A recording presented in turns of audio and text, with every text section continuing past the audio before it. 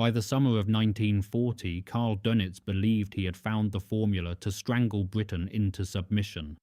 His U-boat fleet, though smaller than he wanted, was proving devastatingly effective against merchant shipping crossing the Atlantic. The numbers told a brutal story. In June alone, German submarines sent 58 Allied vessels to the bottom. By October, that figure climbed to 63 ships in a single month. Dönitz called this period the happy time, and his commanders understood exactly why. The problem facing the Royal Navy was painfully simple. There were not enough escort vessels to protect the convoys bringing food, fuel, and war materials from North America. Britain imported 70% of its food and nearly all its oil. Every tanker torpedoed meant factories grinding to a halt. Every grain ship lost meant tighter rationing on an already strained population. Winston Churchill would later admit that the U-boat threat was the only thing that truly frightened him during the entire war. U-boat commanders operated with something approaching impunity during these months. They would shadow convoys during daylight hours, staying just beyond visual range while radioing position reports back to headquarters. Then, as darkness fell, they moved in for surface attacks. Running on diesel engines at night, a surfaced U-boat could actually outpace many of the merchant ships it hunted. Commanders like Otto Kretschmer, Joachim Schepke, and Günther Prien became celebrities in Germany, their tonnage scores published in newspapers like Football Results. Kretschmer developed a technique that terrified convoy crews. Rather than firing from outside the escort screen, he would slip his submarine directly into the columns of merchant ships, loosing torpedoes at point-blank range before diving beneath the chaos. On the night of 18th October 1940, he sank 7 ships from a single convoy using this method. The escorts, such as they were, could barely respond.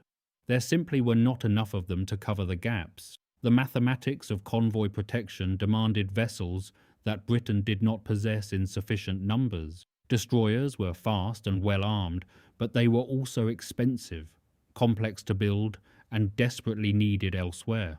The fleet destroyers protecting the home fleet could not be spared for convoy work. The older destroyers transferred from the United States under the Destroyers for Bases Agreement helped, but 50 aging warships could not plug a gap measured in thousands of miles of ocean. What the Admiralty needed was a vessel that could be built quickly, cheaply, and in enormous quantities. It did not need to be fast. It did not need to carry heavy guns. It needed only to carry depth charges, operate ASDIC sonar equipment, and remain at sea in the worst weather the North Atlantic could produce. Naval architects began sketching designs even before the war began, recognizing that any future conflict would demand escort vessels by the hundred. The answer, when it came, would not look particularly impressive. These new ships would be smaller than destroyers, slower than frigates, and decidedly uncomfortable for their crews. They would roll sickeningly in heavy seas and struggle to make 16 knots with the wind behind them. German submariners encountering them for the first time would dismiss them as minor irritants, barely worth noting in their war diaries. That dismissal would prove to be a catastrophic misjudgment. Within 3 years, those same U-boat commanders would be recording very different observations about the little ships that seemed to multiply with every passing convoy battle. The vessel that would help turn the tide of the Atlantic War was already taking shape on drawing boards across Britain, waiting only for the shipyards to bring it to life. The design that would eventually torment U-boat commanders across the Atlantic began not in a naval dockyard but in the offices of a commercial shipbuilding firm. William Reed, a naval architect at Smith's Dock Company in Middlesbrough, had spent years perfecting whale-catcher vessels for the Southern Ocean. These tough little ships needed to handle the most violent seas on Earth whilst remaining cheap enough for commercial operators. Reed understood that seaworthiness mattered more than speed when survival was the goal. In 1939, with war looming, the Admiralty approached Smith's dock with an urgent request. Britain needed an escort vessel that any commercial shipyard could construct using standard merchant ship components. Naval yards were already stretched building destroyers, cruisers, and capital ships. The new escort would need to emerge from the same facilities that normally produced cargo steamers and coastal traders. Reed adapted his whale catcher design, lengthening the hull, strengthening the structure, and adding provisions for naval weapons and detection equipment. The result was the Flower-class corvette, named after flowering plants in keeping with Royal Navy tradition. At 205 feet long and displacing just over 900 tons, these vessels were genuinely small warships. A crew of approximately 85 men would squeeze into spaces designed for far fewer. The original armament consisted of a single 4-inch gun forward, a 2-pounder pom-pom aft, and depth charge rails and throwers for anti-submarine work. Construction began with remarkable speed. The first orders went out in July 1939, weeks before Germany invaded Poland. By early 1940, hulls were taking shape in shipyards from Glasgow to Belfast to Hartlepool. The Admiralty initially ordered 60 vessels, but everyone involved understood this was merely a starting point. If the Atlantic War developed as feared, hundreds would be needed. HMS Gladiolus became the first Flower-class corvette commissioned into Royal Navy service on 3 April 1940. She displaced 925 tons, could manage 16 knots in ideal conditions, and carried enough depth charges to make any submarine commander nervous. Her sister ships followed rapidly, sliding down slipways at a pace that would have seemed impossible for traditional warship construction. The secret lay in standardization. Flower-class corvettes used triple expansion steam engines of a type that any competent marine engineer could maintain.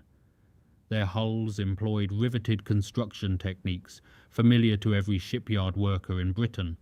Components could be manufactured in workshops hundreds of miles from the coast, then transported by rail for final assembly. A skilled yard could complete a corvette in 6 to 8 months, from laying the keel to commissioning. Canadian shipyards soon joined the effort, recognizing that their own merchant fleet faced identical dangers. The first Canadian-built Flowers entered service in late 1940, and eventually Canada would construct over 120 examples. Between British and Canadian production, the Allied navies would receive nearly 300 Flower-class corvettes before production shifted to improved designs. The men who would sail these vessels found them challenging in ways that shore-based observers never fully appreciated. The short, beamy hull that made corvettes so seaworthy also made them roll abominably in any kind of swell. Crew members joked darkly that corvettes would roll in wet grass. Accommodation spaces were cramped, often damp, and perpetually cold during North Atlantic winters. Heating systems struggled against the constant infiltration of spray and seawater. None of that mattered to the Admiralty planners watching the merchant shipping losses mount through 1940. What mattered was that corvettes existed, they were multiplying, and each one represented another obstacle between Dönitz's submarines and their targets. The wolf packs were about to discover that their hunting grounds were growing considerably more dangerous. The first corvettes reached operational convoy routes during the autumn of 1940, arriving at precisely the moment when U-boat successes were reaching their peak. These early deployments were often chaotic, with freshly commissioned ships crewed by men who had never seen combat and commanded by officers learning their trade in the harshest possible classroom. The corvettes were thrown into battle against experienced submarine commanders who had spent months perfecting their tactics. Convoy SC-7 sailed from Sydney, Cape Breton, in early October 1940, escorted by just 2 sloops and a single corvette. Dönitz assembled a wolf pack of 8 U-boats to intercept the convoy southeast of Iceland. Over 3 nights, between 16th and 19th October, the submarines tore the convoy apart. 20 ships went down, over 79,000 tons of shipping lost. The lone corvette, HMS Bluebell, depth-charged contacts repeatedly but could not be everywhere at once. She rescued survivors from torpedoed merchantmen while submarines continued their attacks around her. Yet the presence of even 1 or 2 corvettes changed the dynamics of these engagements in subtle ways. U-boat commanders noted that approaches became more difficult when escorts actively hunted rather than simply screening. Captain Lieutenant Heinrich Bleichroth, commanding U-48 during attacks on convoy SC-7, recorded the persistent interference from escort vessels attempting to drive his submarine down.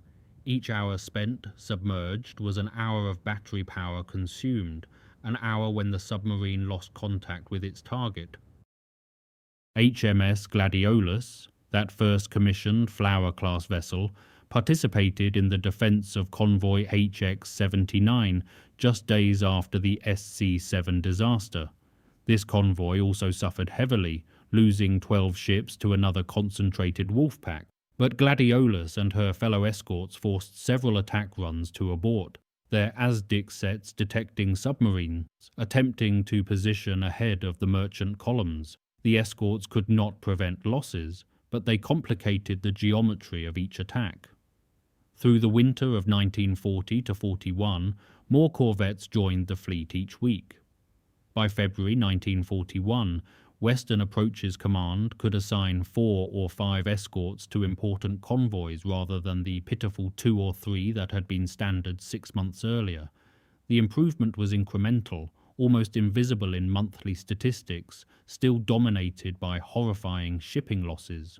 But U-boat commanders began noting something in their war diaries that would become a recurring theme. Corvettenkapitän Erich Topp, one of Germany's most successful submarine aces, recorded his observations during attacks on westbound convoys in early 1941. The escorts were becoming more aggressive, he noted, and their coordination was improving. Where previously a single attacking submarine could expect to fire multiple torpedo salvos before facing serious opposition, now the response came faster. Depth charges arrived sooner after each attack. The comfortable gap between shooting and diving was shrinking. The corvettes themselves were undergoing rapid evolution through combat experience. Early ships had discovered that their depth charge allowance was insufficient for sustained hunts. Modifications increased the standard loadout from 40 to over 70 charges. The original single-depth charge rails gave way to additional throwers mounted amidships, allowing broader patterns that gave submarines less room to evade. ASDIC operators were developing the intuition that separated competent crews from exceptional ones. The underwater detection equipment produced contacts that required human interpretation. Was that echo a submarine, a thermal layer, a whale, or simply the ocean playing tricks? Experience taught operators to read the subtle signatures that distinguish genuine targets from false alarms. Each convoy battle added to the collective knowledge that would eventually make corvette crews genuinely dangerous opponents. The Flower-class corvette carried no single weapon capable of sinking a surfaced U-boat in a straight fight. Her 4-inch gun was adequate for discouraging surface attacks, but hopelessly outranged by a submarine's deck cannon in optimal conditions. What made corvettes deadly was the combination of technologies and tactics designed specifically for hunting submerged enemies, a mission requiring patience, skill, and a certain cold-blooded persistence. ASDIC formed the heart of every corvette's submarine hunting capability. Developed secretly during the interwar years and named after the Allied Submarine Detection Investigation Committee, this active sonar system transmitted sound pulses through the water and listened for returning echoes. An experienced operator could determine a contact's bearing, range, and approximate depth, though the system had significant limitations that U-boat commanders learned to exploit. ASDIC struggled to track targets directly beneath the hunting vessel, creating a blind zone in the final moments before a depth charge attack. Thermal layers in the ocean could bend or block sound waves entirely, allowing submarines to hide beneath temperature gradients. Corvette crews compensated for ASDIC's weaknesses through aggressive tactics and sheer quantity of ordnance. A standard depth charge contained 300 pounds of Torpex explosive, enough to rupture a submarine's pressure hull if detonated within 20 feet. The challenge lay in delivering charges accurately to targets that could maneuver in 3 dimensions whilst the attacking ship knew only their approximate position. Captains learned to approach contacts at speed, maintaining ASDIC tracking until the last possible moment, then ordering a pattern of charges set to detonate at varying depths. The Mark VII depth charge became the standard weapon aboard Flower-class corvettes from 1940 onward. These cylindrical canisters rolled from stern rails or launched from K-gun throwers mounted amidships. A 10-charge pattern, properly executed, would bracket a submarine's estimated position with explosions covering a lethal diameter of roughly 60 feet at each depth setting. Experienced captains might order patterns set for 100, 200, and 300 feet simultaneously, creating a vertical wall of destruction through which a diving submarine had to pass. Lieutenant Commander Donald McIntyre, commanding the destroyer HMS Walker, but working closely with corvettes in his escort group, developed techniques that would become standard doctrine. Rather than attacking immediately upon gaining contact, McIntyre preferred to track submarines patiently, building a detailed picture of their movements before committing to an attack run. Corvettes in his group would maintain ASDIC watch, whilst the designated attacker manoeuvred into optimal position. This coordinated approach reduced the number of wasted attacks and increased the probability of a kill. The Type 271 radar, fitted to corvettes from late 1941, transformed nighttime operations entirely. Previous to radar, surfaced U-boats enjoyed near immunity in darkness, their low profiles invisible against the ocean backdrop. The new centimetric radar could detect a submarine's conning tower at ranges exceeding 3 miles in reasonable conditions. Suddenly, the night belonged to the escorts as much as the hunters. High-frequency direction. Finding equipment, universally known as Huff-Duff, added another layer to corvette capabilities. When U-boats transmitted position reports or coordinated wolfpack movements, Huff-Duff receivers could determine the bearing of the transmission. Multiple ships taking simultaneous bearings could triangulate a submarine's approximate position even beyond visual or ASDIC range. This allowed escorts to intercept submarines before they reached attack positions, disrupting wolfpack coordination at its source. Each technological improvement demanded corresponding improvements in crew training and tactical doctrine. A corvette equipped with radar, ASDIC, Huff-Duff, and depth charges was only as effective as the men operating those systems. The Western Approach's tactical unit in Liverpool became the crucible where these skills were forged. The documentary evidence of German dismay at corvette proliferation survives in remarkable detail. Kriegsmarine regulations required every U-boat commander to maintain a comprehensive war diary, recording observations, decisions, and outcomes for later analysis at headquarters. These documents, captured largely intact at the war's end, reveal the psychological shift that occurred as escort numbers climbed through 1941 and 1942. Captain Lieutenant Reinhard Hardigan, commanding U-123 during Operation Drumbeat against American coastal shipping in early 1942, recorded his relief at operating in waters where escorts remained scarce. His previous Atlantic patrols had taught him what dense escort screens meant for submarine operations. The Western Atlantic approaches have become increasingly difficult, he noted in late 1941 before his transfer to American waters. The small warships were appearing in numbers that complicated every attack approach. Corvettenkapitän Werner Henke, commanding U-515, left detailed observations from his 1942 patrols in the North Atlantic. After one convoy engagement that produced minimal results despite favorable positioning, Henke recorded his frustration at escorts that seemed to materialize from every quarter. Attempted approach from bearing 270, driven down by corvette appearing from convoy's starboard flank. Surfaced after 40 minutes, second corvette forced immediate dive. Pattern is consistent throughout this operation. The tonnage Henke expected to claim simply never materialized against well-escorted convoys. Oberleutnant zur See Herbert Werner, who would survive the war to write a memoir of his experiences, described the atmosphere aboard U-boats as escort effectiveness improved. In the early years, attacking a convoy was dangerous but manageable, he explained. By 1942, each attack became a calculation of probable survival. The little ships seemed to breed like rabbits. Where we once faced 2 or 3 escorts, now there were 8 or 10. Where once we could attack on the surface at night with reasonable confidence, now radar found us in the darkness.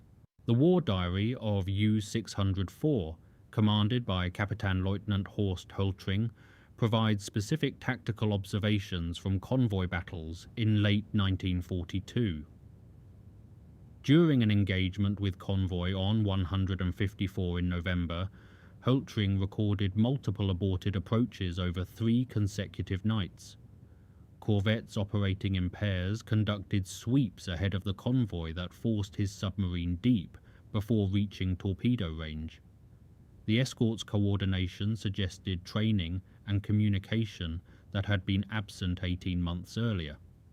Dönitz himself acknowledged the changing situation in his communications with submarine commanders and in conferences with Hitler. By mid-1942, he was demanding increased U-boat production precisely because operational losses were climbing whilst construction of new boats barely maintained fleet strength. The expansion of Allied escort forces, particularly the proliferation of corvettes and the newer frigates entering service, meant that each submarine faced dramatically greater risks than during the happy time. Prisoner interrogations provided British intelligence with additional perspectives on German concerns. Survivors from U-boats sunk during convoy battles spoke candidly about conditions aboard submarines during extended patrols. The constant presence of escorts meant continuous tension, broken sleep, and the ever-present knowledge that detection meant death. Depth charge attacks that might once have been survivable became lethal as escort crews refined their techniques and increased their persistence. One captured petty officer from a submarine sunk in March 1943 told interrogators something that summarized the German predicament with brutal clarity. "We still believed we could win in 41, he explained. By 42 we believed we could survive. Now we simply hope to return home." The corvettes and their growing numbers had achieved something beyond individual kills. They had begun breaking the morale of the submarine service itself. The transformation of convoy defense from improvised desperation to coordinated lethality occurred gradually through 1942. Individual corvettes had proven their value. But the real breakthrough came when Western Approaches Command began welding escort vessels into permanent groups that trained together, developed shared tactics, and built the mutual understanding that combat demanded. These escort groups became genuinely dangerous formations capable of protecting convoys whilst simultaneously hunting submarines to destruction. Commander Frederick John Walker exemplified the new breed of escort group leader. Commanding the 36th Escort Group from the sloop HMS Stork, Walker worked closely with corvettes, including Gardenia, Marigold, and Vetch.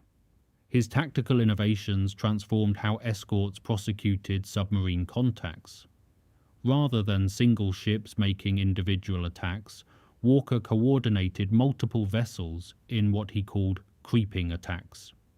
One ship would maintain ASDIC contact whilst directing another vessel over the submarine's position for depth charge delivery.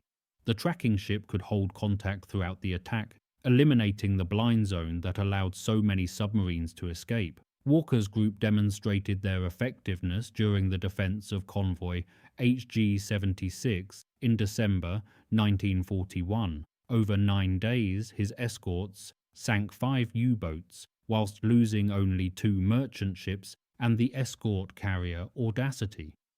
The corvettes Marigold and Samphire participated in multiple attacks, their crews working seamlessly with Walker's directing ship. This engagement proved that properly led escort groups could not merely defend convoys, but inflict unsustainable casualties on attacking submarines. The establishment of dedicated training facilities accelerated escort group effectiveness throughout 1942. Western Approaches. Tactical unit at Liverpool became the intellectual centre of anti-submarine warfare, analysing every convoy action to extract lessons and develop improved tactics. Corvette captains attended courses that used tabletop exercises and captured German equipment to demonstrate submarine vulnerabilities. The knowledge gained at Liverpool spread rapidly through the escort fleet. HMS Western Isles at Tobermory in Scotland provided practical training under the fearsome Commander Gilbert Roberts, known universally as Monkey Roberts.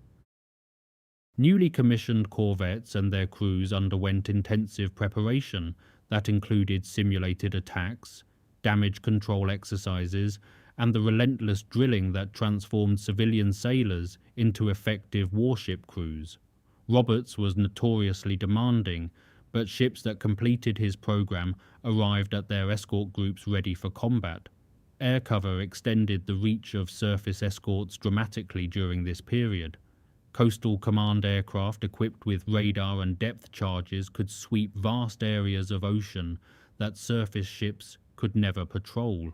Very long-range Liberator bombers began closing the mid-Atlantic gap, that stretch of ocean beyond the reach of land-based aircraft where U-boats had previously operated with relative safety.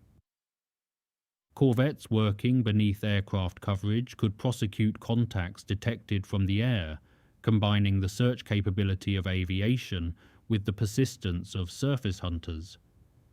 The introduction of shipborne Huff-Duff equipment to escort vessels in 1942 provided another crucial capability.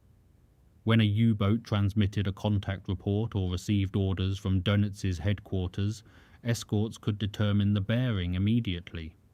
A corvette racing down a Huff-Duff bearing might find nothing but empty ocean, or might catch a submarine on the surface, vulnerable and surprised.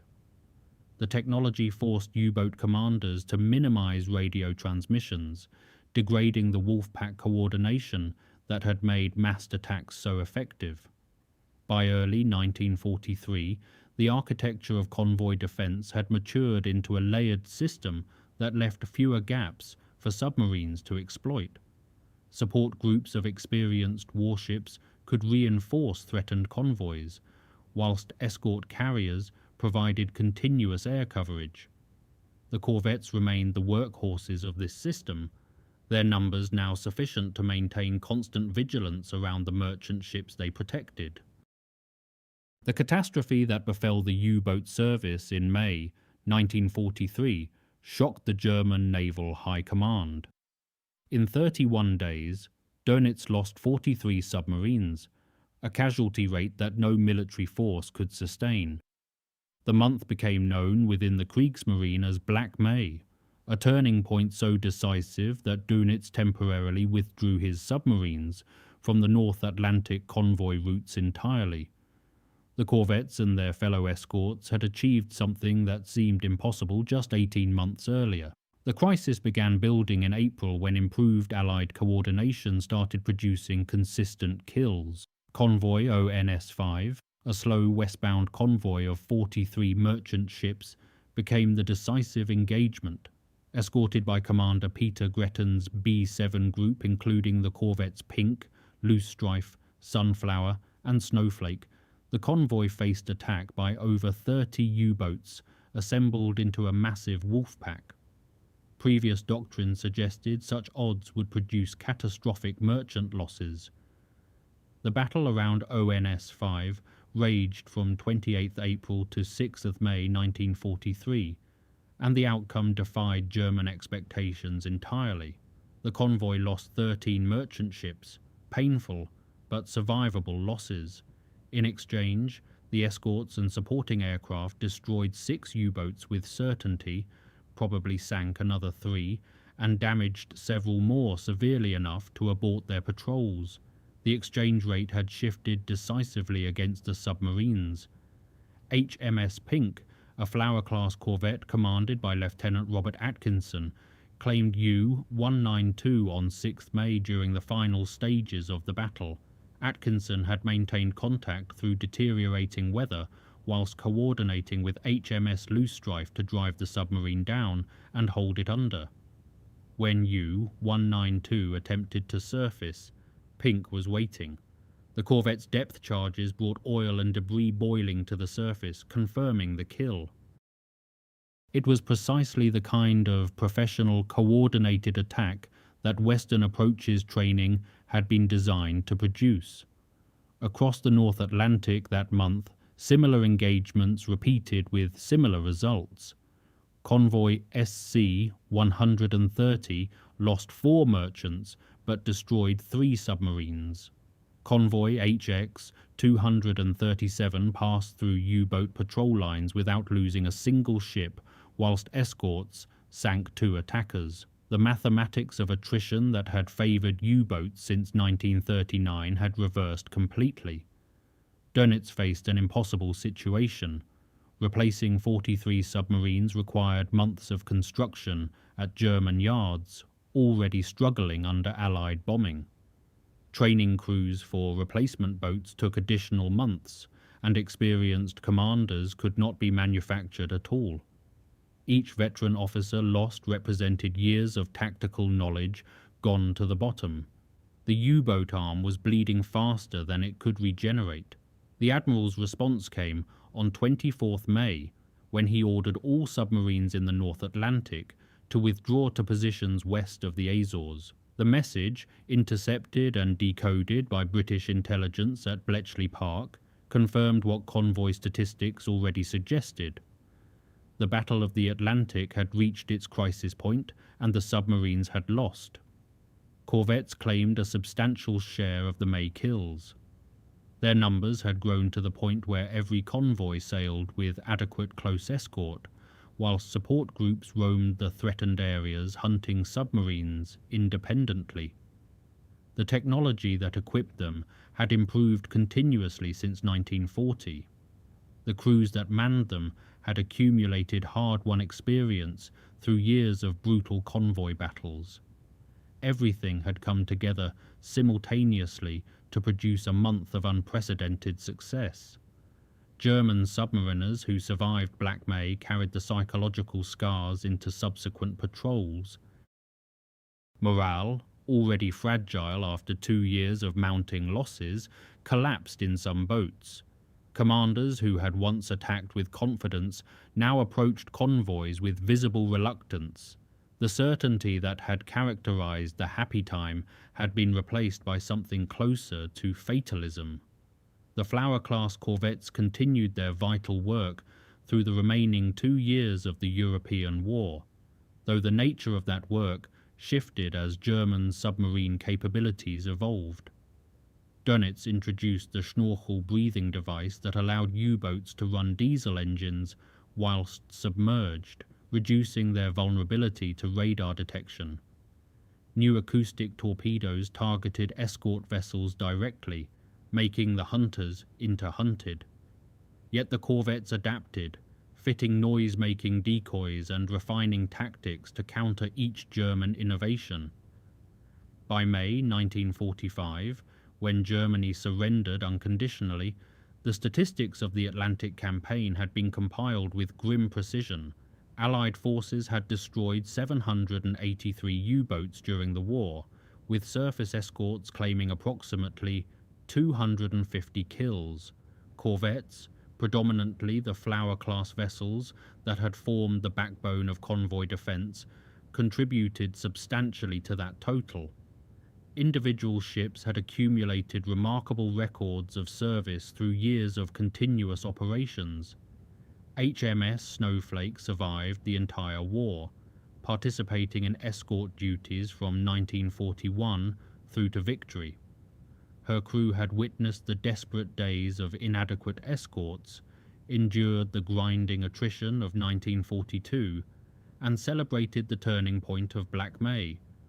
Snowflake's service record included assistance in destroying multiple submarines, countless depth charge attacks, and the rescue of hundreds of merchant seamen from torpedoed vessels. She represented the typical corvette experience far better than any single dramatic engagement. The human cost of corvette service defied easy calculation.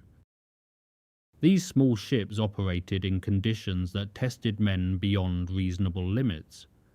North Atlantic winters brought waves that buried the forecastle entirely, ice that accumulated on every exposed surface until the ship grew top-heavy, and cold that numbed hands and minds alike. Crews suffered from chronic exhaustion, poor nutrition, and the constant stress of knowing that enemy submarines lurked beneath the grey waters. Casualty rates among corvette sailors, whilst lower than submarine crews, remained substantial throughout the conflict. When peace came, the surviving Flower-class corvettes faced rapid disposal. The Royal Navy had no use for hundreds of small anti-submarine vessels designed for a threat that no longer existed.